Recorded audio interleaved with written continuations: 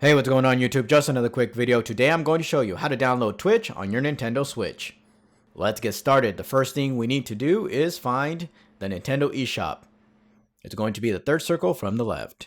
Then we are going to click on it. Once you are there, you may need to sign into your account. Once you have signed into your account, there are two ways to find Twitch. The first option is going into recent releases, scrolling down, and right in the middle you will see Twitch.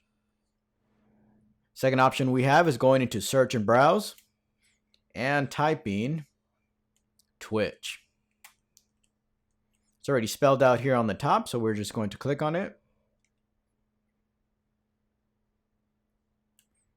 And you'll see it come up here as a free download. We're going to click A to confirm.